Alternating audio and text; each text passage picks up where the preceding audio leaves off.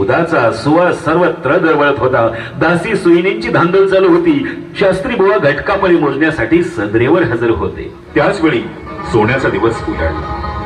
फाल्गुन मध्य तृतीया शके 1551 म्हणजे 19 फेब्रुवारी 1630 मध्ये शिवनेरीच्या नगारखान्यामध्ये सनई चौघडा झडला.